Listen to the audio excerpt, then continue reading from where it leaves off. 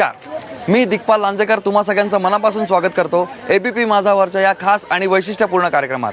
त्याचं नाव आहे जत्रा. आदिमाया आदिशक्तीची पूजा हा महाराष्ट्राच्या संस्कृतीचा सगळ्यात मोठा भाग आहे. त्यामुळं ती वेगवेगळ्या स्वरूपात वेगवेगळ्या गावी वसलेली आपल्याला दिसते. आज आपण आलोय अशाच एका रूपाच्या दर्शनाला, येडेश्वरी मातेच्या. चला बघूया.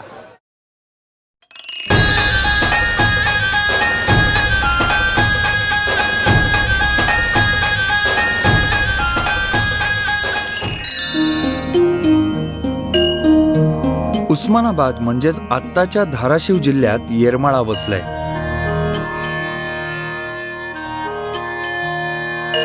सह्याद्रीच्या डोंगर रांगांमध्ये बालाघाटात हे येडेश्वरी मातेचं तीर्थस्थान आहे. येरमाळा गावापासून 3 किलोमीटर अंतरावर हे देवस्थान आहे. येडेश्वरीचं हे जागृत समजलं जाणारं देवस्थान मराठवाड्यातल्या प्रमुख देवस्थानांपैकी एक समजलं जातं. येडेश्वरी किंवा येडाई हे अनेक कुटुंबांचं कुलदैवत असल्यामुळं फक्त मराठवाड्यातूनच नाही तर पश्चिम आणि उत्तर महाराष्ट्रातून त्याचप्रमाणे परराज्यातून सुद्धा भाविक जत्रेला हजेरी लावतात. गावातून मंदिराकडे जाण्यासाठीच्या रस्त्याच्या सुरुवातीलाच डोंगराच्या पायथ्याशी एक भव्य कमान आपलं स्वागत करते.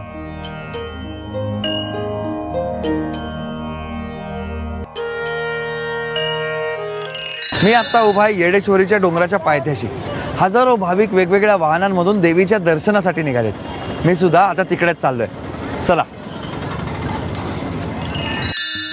मिळेल त्या वाहनांनी भक्त भाविक आईच्या दर्शनासाठी डोंगरावर जाताना आपल्याला दिसतात. दुरूनच आपल्याला येडेश्वरीच्या देवळाचं दर्शन घडतं.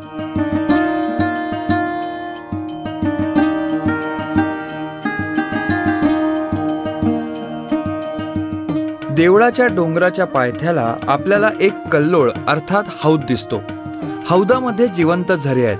त्यामुळे देवीच्या स्नानपूजेसाठी इथूनच वर्षभर पाणी देवळात नेलं जातं.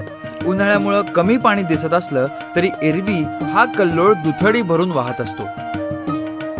तिथून काही अंतरावर आपल्याला मंदिराची मुख्य कमान दिसते. इथून मंदिराकडे जाणाऱ्या पायऱ्या सुरू होतात.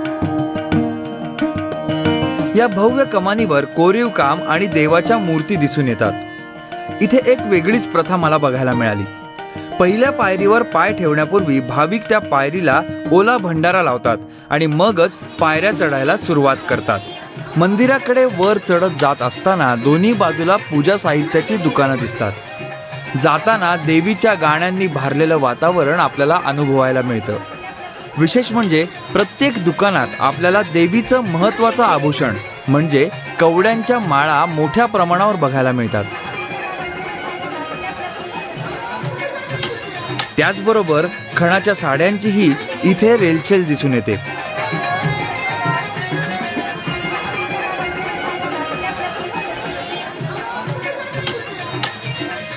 या दुकानांमध्ये मिळणारे देवीचे फोटो भाविक मोठ्या श्रद्धेनं घरी घेऊन जातात. पूजा साहित्याची रंगीबेरंगी रेलचेल पाहत मी एक एक पायरी चढत देवळाच्या दिशेनं जात होतो.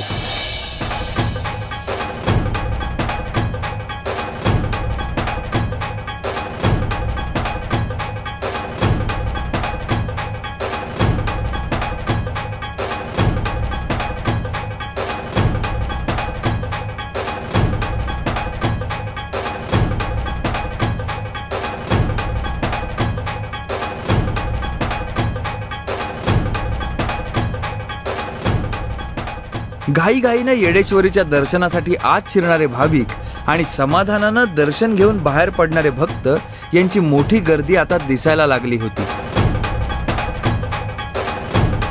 मंदिराच्या या मुख्य प्रवेशद्वारातून प्रवेश केल्यावर आईच्या गोंधळ्यांनी माझं स्वागत केलं.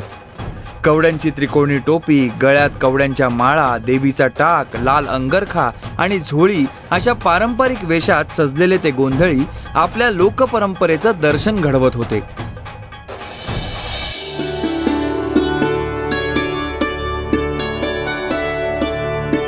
पुढे गेल्यावर मंदिराचा भव्य कळस आपल्याला दर्शन देतो.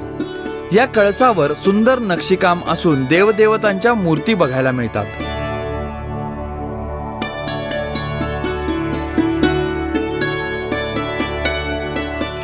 मंदिराच्या परिसरामध्ये देवदेवतांची छोटी छोटी देवळं आहेत। या देवळांचं दर्शन घेऊन मी मुख्य दर्शन रांगेकडे चाललोय। ही दर्शन रांग म्हणजे 2 मजली दर्शन मंडप आहे। यातून पार होऊनच मुख्य दर्शन रांगेत जाऊन देवीचं दर्शन घेता येतं। मंदिराच्या मुख्य दरवाजातून बाहेर पडलं की दत्त मंदिर बघायला मिळतं। त्याच्या बाजूला श्री गणेशाचं छोटेखानी मंदिर आहे। त्याच्या पुढे महादेवाचं थोडं प्रशस्त मंदिर आहे।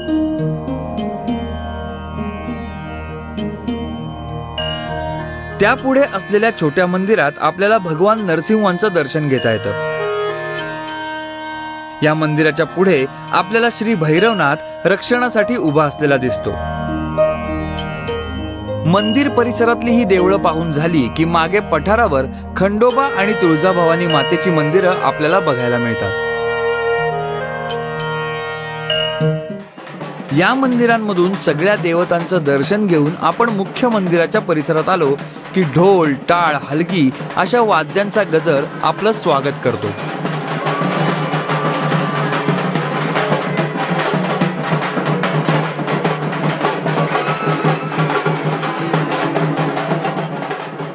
या यात्रेमध्ये मोठ्या प्रमाणावर तृतीयपंथी लोक येतात। येडेश्वरी मातेचं हे देवस्थान म्हणजे आमचं माहेर आहे असं ते मानतात।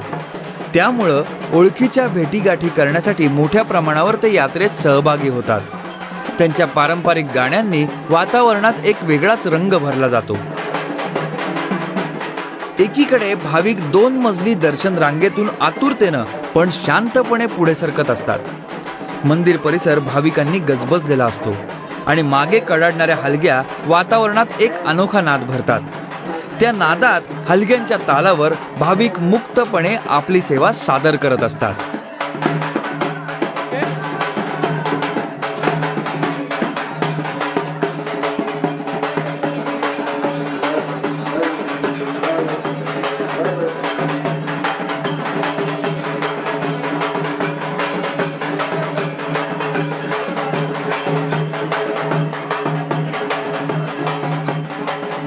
हा सगळा जल्लोष अनुभवत आपण गाभाऱ्यापाशी पोहोचतो। हे मंदिर पुरातन असून पांडवांनी बांधलंय असं सांगितलं जातं। मंदिराची बांधणी हेमाडपंथी असून मंदिराच्या प्राचीनत्वाची साक्ष देते। मंदिरातला देवीचा तांदळा स्वयंभू आणि पाषाणी आहे। तेजस्वी डोळे, कपाळावर कुंकू, चाफेकळी नाक, सुहास्य कमलवदन, अलंकारयुक्त शेंदूर लेपलेली व नऊवारी साडी परिधान केलेली ही मूर्ती पाहिल्यावर डोळे दिपून जातात। मी सुद्धा त्या मूर्तीपुढं सहजच नतमस्तक झालो।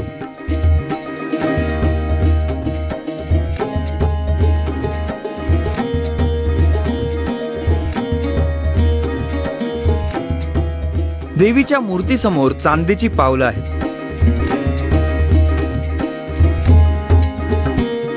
गाभाऱ्यावर जय विजय चांदीमध्ये कोरलेले आहेत।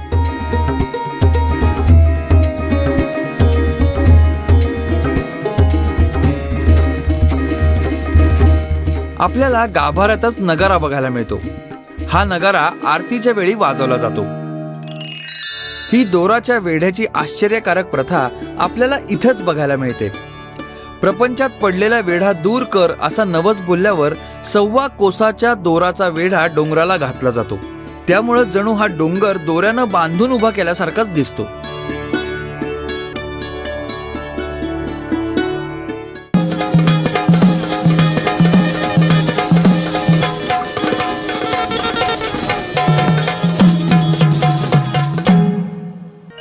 देवीच्या मूर्तीपुढे भगवान परशुरामाची मूर्ती बघायला मिळते।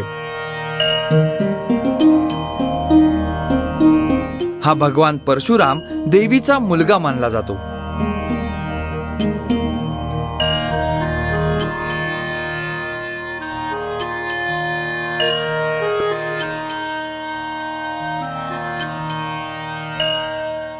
देवीच्या मूर्तीच्या बरोबर समोर आपल्याला देवीचा पलंग बघायला मिळतो। वनवासामध्ये सीतामाईंचं अपहरण झाल्यानंतर भगवान श्रीराम त्यांना शोधायला या वनांमध्ये फिरत होते। त्यावेळी पार्वती मातेनं सीतेचं रूप घेऊन त्यांना वारंवार चकवण्याचा प्रयत्न केला। शेवटी या बालाघाट परिसरात सुद्धा पार्वती मातेनं सीतामाईचं रूप घेतलं आणि ती श्रीरामांसमोर आली। तेव्हा श्रीराम तिला म्हणाले की आई तू वेडी आहेस का, मी तुला ओळखलंय। यावरून या देवीला येडेश्वरी माता असं नाव पडलं आणि मग रामांनी तिला विनंती केली की भाविकांचं भलं करण्यासाठी तू या डोंगरावरच राहा, म्हणून येडेश्वरी माता इथे या डोंगरावरच राहिली.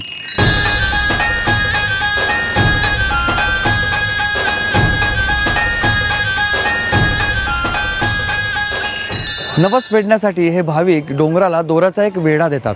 या वेढ्याला एक खेटा असं म्हणतात. हा फेरा जवळजवळ 1.25 कोसाचा आहे.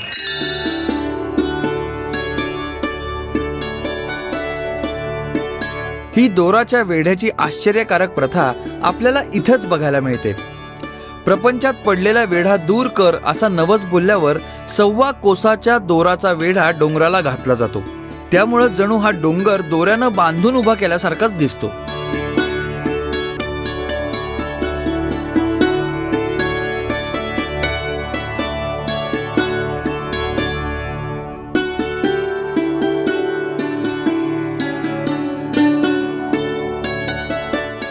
आत्ता मी उभा आहे येरमाळ्याच्या पूर्वेकडे असलेल्या गायकवाडांच्या शेतामध्ये. याला चुन्याचं रान असं सुद्धा म्हणतात. आत्ता जरी इथं तुरळक भाविकांची गर्दी दिसत असली तरी थोड्याच वेळात पालखी इथं येईल आणि हा सगळा परिसर गजबजून जाईल. या उत्सवाच्या काळात या गायकवाडांच्या शेतामध्ये चुन्याचे खडे आढळतात. एरवी कधीही ते या शेतामध्ये दिसत नाही. शेतजमीन आहे तरी सुद्धा हे चुन्याचे खडे बरोबर यात्रा काळातच इथे सापडतात. म्हणून या गायकवाडांच्या शेताला चुन्याचं रान असं पारंपरिकरित्या म्हटलं जातं. काळ्या मातीमध्ये चुन्याचे खडे सापडणं ही एक भौगोलिक आश्चर्यकारक घटनाच म्हणायला हवी, पण ती दरवर्षी यात्रा काळात इथे घडते आणि बघायला मिळते. मंदिरावरून सकाळी 8 वाजता पालखी चुन्याच्या रानाकडे निघते. ती 11 वाजेपर्यंत चुन्याच्या रानात पोहोचते. चुन्याच्या रानात पालखी पोचली की तिथे उपस्थित असलेले सगळे भाविक शेतात असलेले चुन्याचे खडे पालखीवर उधळतात. पालखीचं दर्शन घ्यायला लाखोंचा जनसमुदाय आतुर झालेला असतो. चुन्याच्या रानातली एक प्रदक्षिणा झाली की पालखी आमराईत जाऊन विसावते. या आमराईत एकूण 5 दिवस या पालखीचा मुक्काम असतो. या आमराईकडे जाताना आपल्याला एक आंब्याचं झाड दिसतं. असं सांगितलं जातं की चुना वेचायच्या दिवशी म्हणजे ज्या दिवशी पालखीवर चुना उधळला जातो त्या दिवशी या झाडावर कवड्या उमटलेल्या दिसतात.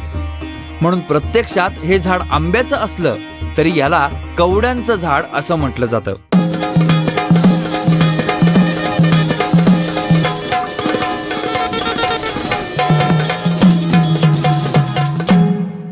पालखीवर फेकल्या गेलेल्या चुन्याचा इथे ढिगारा केला जातो.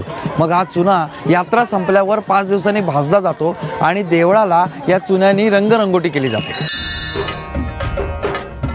चुन्याच्या या ढिगाऱ्याचे सुद्धा भाविक मनोभावे दर्शन घेतात आणि पालखीच्या दर्शनासाठी आमराईकडे निघतात.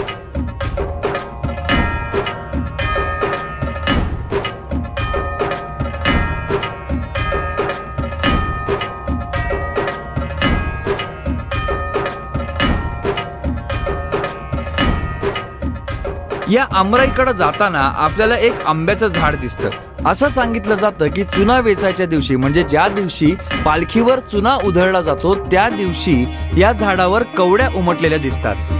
म्हणून प्रत्यक्षात हे झाड आंब्याचं असलं तरी याला कवड्यांचं झाड असं म्हटलं जातं.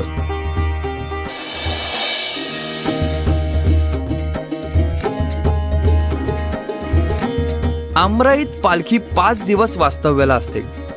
5 दिवस वेगवेगळ्या कार्यक्रमांनी ही जत्रा बहरते, गाजते आणि 5व्या दिवशी घुगरीच्या महाप्रसादानं या यात्रेची सांगता होते आणि पालखी पुन्हा भाविकांचा निरोप घेऊन मुख्य मंदिरात परतते. 1 वर्षासाठी पुन्हा एकदा आई आणि मुलांची ताटातूट होते, पण त्यांची काळजी घेण्याच्या बोलीवरच.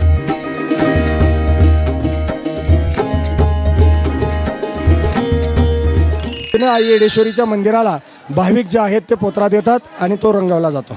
मग याच्यासाठी काय केलं जातं, चुना जो आहे वेचलेला चुना 4थ्या दिवशी आमचे पुजारी मंडळी जे आहे गाईच्या शेणाच्या गोवऱ्या ज्या आहेत त्या गोवऱ्यांचा वापर करून तो चुना जो आहे तो 4थ्या दिवशी संध्याकाळी 4 वाजता भट्टी लावतात.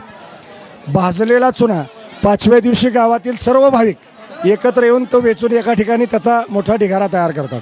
भाविकांना पिण्याचं पाणी त्याचबरोबर दर्शन सुलभ रीतीने व्हावे याच्यासाठी भरपूर व्यवस्था आम्ही केलेली असते. आणि आजही बघितलं तुम्ही पूर्ण महाराष्ट्रामध्ये जरी दुष्काळ असला तरीसुद्धा आई येडेश्वरीच्या डोंगरावर पाण्याचं प्रमाण अगदी भरपूर आहे.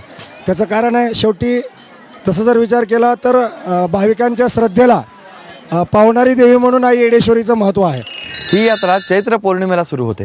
पूर्वी ही यात्रा मंदिराजवळच्या या डोंगरामध्ये भरत असे, पण 300 वर्षापूर्वी येरमाळ्याचे आबाजी पाटील यांनी ही यात्रा येरमाळा गावातल्या आमराईत भरवली आणि त्याला मोठं स्वरूप मिळवून दिलं.